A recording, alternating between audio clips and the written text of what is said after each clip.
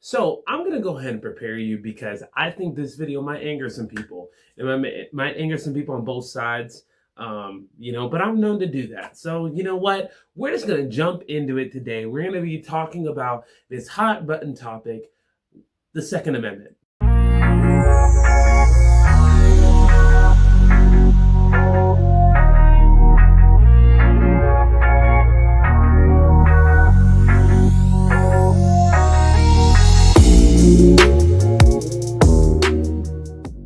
You might hear me use a few different terms throughout this video, but I just want to explain this to you from the start. Okay, so you might hear me say 2A. That's the same thing as me saying Second Amendment. It's just shorter to say.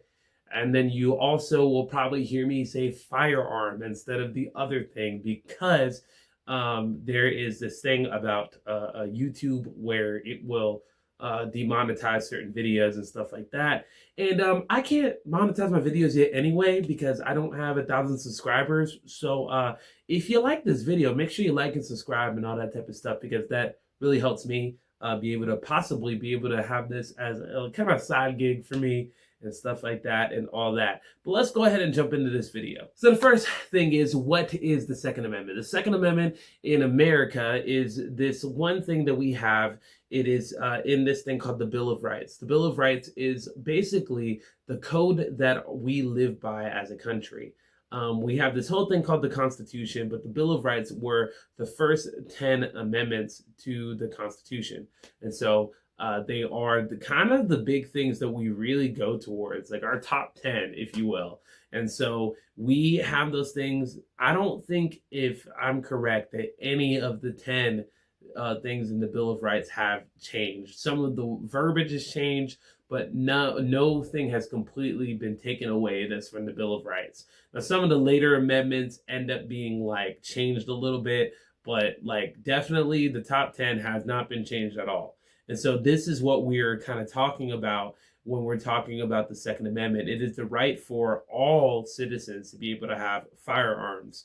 And so we're going to be talking about that and what that's all about. Now, why does it exist? Let me talk about that first. So the reason why this exists, it exists because there were a people who had just gotten out of a tyrannical government.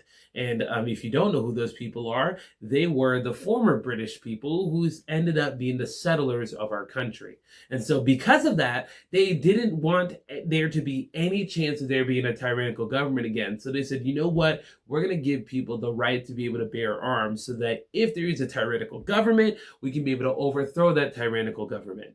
And so that is the reason why it really exists. Of course, yes, you can use it for hunting, you can use it for personal defense, but the main reason why this exists is for the fact that we can be able to overthrow tyrannical governments. That's kind of what it's all about. Now, we've had a kind of interesting history with firearms because throughout the years, there have been some people who have been given the right to be able to have it and other people that haven't been able to be given the right to have it. As you may guess, if you have paid attention in history class at all, there were a class of people known as Black people, colored people, if you will. This is kind of what they called them at the time.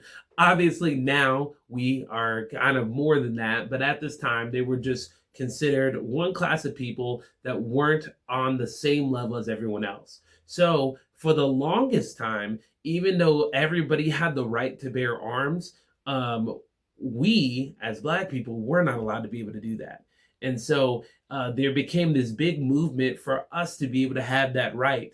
Actually, the Black Panthers were one of the big proponents of it. They were just like, look, we need to be able to protect ourselves. We need to be able to have the same type of protections that all the other citizens have. And of course, people didn't like that because what that meant is that there was power that would be given to Black people, and they didn't want to be able to do that. And so the Black Panthers were one of the big proponents to be able to be like, look, we need to be able to have that access to firearms just like anybody else. And of course, like I said, that was met with a lot of opposition. But over time, Black people ended up being able to get to it. And as that time went on, there were a whole lot of other situations where people said, whoa, okay, well, maybe these people can't have them, maybe these people can't have them. And so it's kind of changed throughout the time. But one of the things I want to be able to get into throughout this video is, The Second Amendment feels like something that we hear a lot of people, especially if you live in the South. There's a whole lot of people that treat it almost like it's a Christian right. And so I wanted to actually talk about this because I wanted to kind of dive into this because I think, especially now with our political climate, because of recent events and all those other things, there are these kind of things that we have to kind of attack as an American people, and especially Christian people. We need to be able to make a separation between what are Christian values, what are conservative values, and what are both. But I had to do some research for this video because I had to figure out a little bit of why this has become a thing and why people think this and all these types of things. And I had to really form my opinion as to what I think, because off the gate, like, I had like this one view of these things, and I wanted to see whether me doing a little bit of research would make me change my mind a little bit. The American Constitution is actually basically what America is supposed to live by. It's what is the rules as to how we govern America. But if we're looking for a Christian, how they govern, how they live their life, it should be based off of the Bible. So we're going to be able to look at the Bible and see if the Bible defends this idea of us being able to have firearms. So one of the verses that people bring up a lot when they talk about this is they bring up in Luke chapter 22, verse 35 through 38. And this is Jesus. He's talking to his disciples, and they are about to go to Jesus being crucified. And there's this whole conversation that goes on. In verse 35, it says, "Then Jesus asked them, 'When I sent you without purse, bag, or sandals, did you lack anything?' 'Nothing,' they answered. He said to them, 'But now if you have a purse, take it, and also a bag. And if you don't have a sword, sell your cloak and buy one. It is written, and he was numbered with the transgressors. And I tell you that this must be fulfilled in me. Yes, what is written about me is reaching its fulfillment.' The disciples said, 'See, Lord, here are 2 swords. And then Jesus says, 'That's enough.'" And so this is a verse that people bring up because they're just like, well, if Jesus said that he needed to bring swords, obviously God is fine with you defending yourself. And when we look at these verses in context of what is actually going on in these verses, I see that it's a little bit more than that, right? Like, it's a little bit more than just like, oh, God just saying you can be able to defend yourself, you can be able to have firearms, you can be able to have weapons and all those other types of things. It's actually a little bit deeper than that. So there's a lot of different commentators, there's a lot of different people who study the Bible, and most people have come to the conclusion that what is being talked about here is not the same thing as like, oh, this is basically saying that the Second Amendment is okay, this is what we should be able to defend ourselves and all those other types of things. This is actually more talking about a kind of different thing. It's kind of more just Jesus fulfilling scripture and Jesus fulfilling the prophecies. And so that's kind of what people get from this. And the reason why we say this is because literally a few verses later, one of them decides, oh, okay, well, since we have these swords, we might as well go and attack. And so then they cut off this guy's ear, and Jesus is like, nah, we ain't gonna do that. And then in another version of the same story from a different book of the Bible, it's actually, Jesus says that if you live by the sword, you'll die by the sword. And so it's kind of this whole idea that, like, we're not supposed to be a violent people. That's not why I told you to have this. But a lot of people, a lot of commentators, and a lot of people that study the Bible, the conclusion that they came to is that the reason why is because if they were able to have those swords, 2 swords wouldn't defend 12 disciples. Well, 11 disciples and Jesus. Like, it wouldn't be enough to defend, but he said that's enough. And the reason why they think that he said that's enough is so that it could be able to prove that he was outnumbered by those other people, kind of like the prophecy said.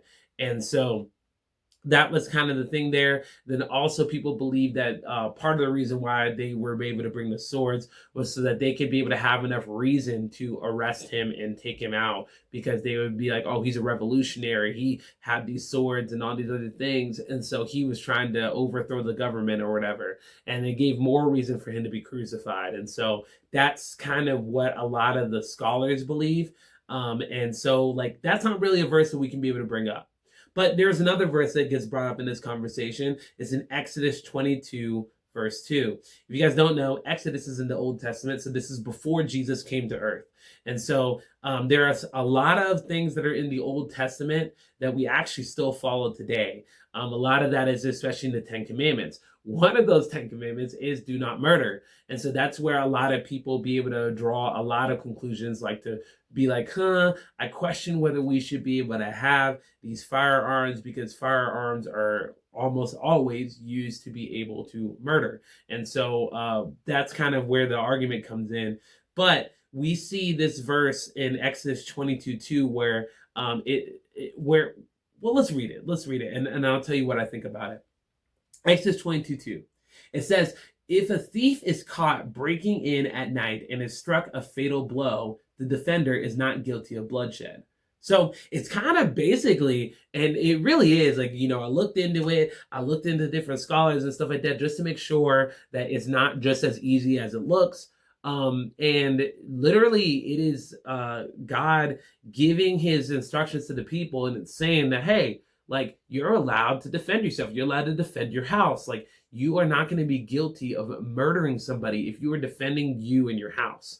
And so, so that's kind of a thing. So that is a very clear thing that we are allowed to do this. Now, I want to be very clear that when I talk about the Bible saying that we are allowed to do something, it does not mean that it is a prescription to us.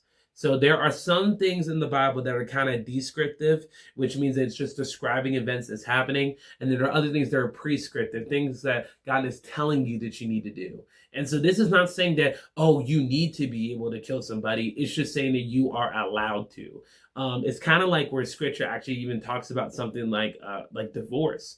It talks about divorce, and it says that if somebody commits adultery, so if they cheat on you, then you are allowed to divorce. It's not saying you have to. There are some people that are able to work that out and be able to work it out, even though they may have that disagreement or whatever. But it's just saying that you are allowed to. So, like, I don't want anybody to take this as me saying, oh, everybody should go buy a firearm. That's not what I'm saying.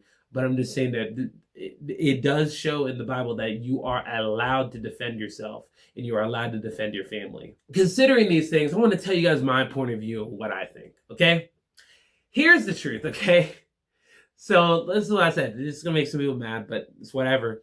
So the Second Amendment exists to be able to keep us from being overthrown by tyrannical, to help us be able to overthrow tyrannical governments. That's what it's here for, right? But here's the thing. I think there's a complete difference between the type of government and the type of technology that we had back when the Constitution was written and now. What do I mean by that? So I mean this, and I'm just being raw and honest with you guys. Let's just say we're having a water fight, okay?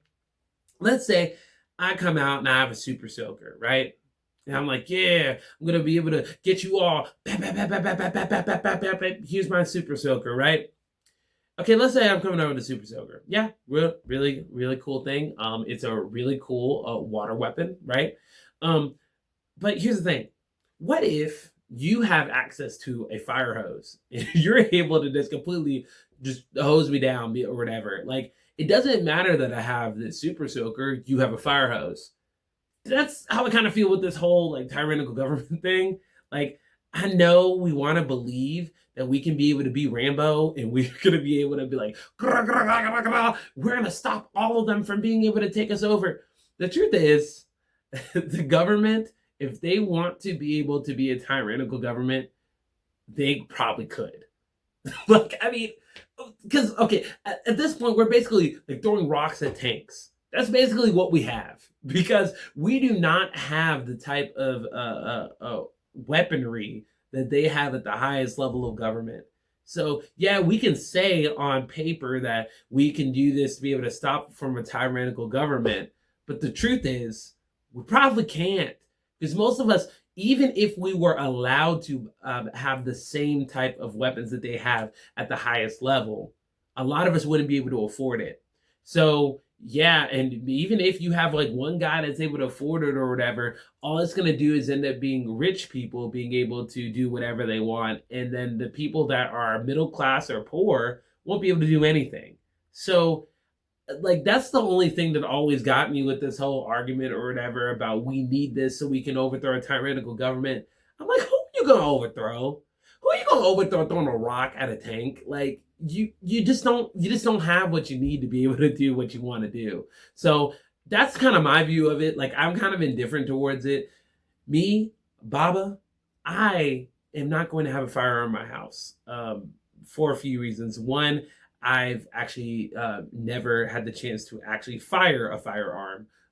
So, like, I don't actually think I would be responsible with it. That's one. Two, I always get afraid of being able to have a way for any of my children to get into it and not know what they're doing and hurt something or hurt someone or hurt themselves, or completely know what they're doing and be able to use it as a method to hurt themselves. Like I would never be able to forgive myself if that happened. And so that those are kind of like two things or whatever. I know some people will be like, well, there's lockers for those things. There's things that you can be able to do to keep those things from being able to get out, whatever. Like I understand all those things, but I still feel like in the back of my mind that there's still a chance for them to be able to get into it and get access to it. And before I know it, they could be able to get it and be able to do something with it, and I wouldn't even know until it goes off. And I would hate for something like that to happen. So personally, me, I wouldn't be able to do that. But then another reason is because I don't know if I would be able to have it in me to be able to take somebody else's life, like you know. Like I think like the only situation is like literally if they are in my house and I'm able to get to it in time to be able to get it, because yeah, I don't want you to hurt anybody in my house. But if like I'm out in public and I like have this weapon on me, it'd be very difficult for me to be able to be like, okay, well, this person is trying to take out everybody at this store. Let me go ahead and take this out or whatever and try to fire at them, because I'd be really scared. I'd be really scared that I'd miss. Really scared that like I wouldn't get exactly what I need. And so that's just kind of my view. Personally, I don't need it. But here's my thing. Here's my thing. Okay. Now I want you to understand my point of view in this whole thing. The other thing is we actually can't take away all of them. Like, there's no way we can take away all the firearms. And it's because of the way our Constitution is written. And we can say that we're going to go against our Constitution, but if we go against our Constitution, then, ooh, that's a problem, because that's actually the rules to how we run the country. And so, yes, we would have a whole lot less firearm deaths if we didn't have firearms in the hands of most people, right? But the thing is that like there's no way for us to do that legally. Okay, so that's the first thing. But then the second thing is, if we tried to do that, if like somehow we were able to find some legal loophole where we were able to take everybody's that they already have, oh, that's going to come with a fight. And so like it's just not worth it in that scenario. Like it's just not. So that's kind of my view about it. So I'm kind of indifferent towards the actual idea of like this whole Second Amendment thing, because there's also not really a way for us to be able to get out of it. And we could say, oh, we can just not let people be able to have like automatic stuff or whatever else and just have like hunting stuff. Okay, but people can still do a lot of damage with hunting stuff. Actually, in the most recent event, that guy just had a hunting had a hunting firearm. So like, like what are, like I don't know if we're accomplishing anything by just saying that we're gonna decrease the amount. And honestly, most of the firearm deaths that happen in America is actually due to the handheld firearms. So like, like I just don't think that that's really the thing. So here's my prescription. Okay, here's what I think that we could do that could do something. And maybe I could be completely wrong about this, and maybe people in the comments would have better ideas. But here's what I think. Okay, like I said, we can't take them all away. I don't think it's legal, and because of how our Constitution is written, but also it would be very difficult to do. So I just think that like we would have a whole lot more. We would honestly go to war just trying to get them away from people. Like so there's no point in trying to do that, right? And if we don't allow people to get new ones, The people that have the old ones will still be able to use theirs, and so it won't be helpful. Um, but then the second thing is this, okay? I think that we need to do more comprehensive background checks. I think we need to know where somebody's mindset is, whether they are right in the head, because truthfully, if you're not right in the head, that's going to be the thing that causes you to do these types of things. Because people that are right in the head don't decide that they're going to take somebody's life for something dumb or whatever else, because they're going to be sensible enough to know, wow, there's going to be consequences for the things that I do. And I just don't think that like anybody in their right mind is going to do that. But like it's like pretty much half of the times that we see these big incidents, it's like there were signs that the person was out of their mind and nobody did anything about it. And so like, come on, guys, like let's not let these crazy people be able to get a hold of these firearms. I think that that's like one of the main things that we need to do. So comprehensive background checks, full psychological exams, make sure that these people have enough sense to be able, even be able to hold it. Last thing is this: the biggest place that we see that these things are happening is places like schools. So I say we make sure that we have armed guards to guard these schools, because if we say that we care about these kids, then let's make sure that we care for these kids and make sure that we give them the best protection we possibly can. At a bank, guess what? They have the best protection they possibly can. They're not going to allow people to just come in there and do something crazy or whatever. They have guards there that are defending it. Why are we not defending the most valuable thing to all of us, which is children?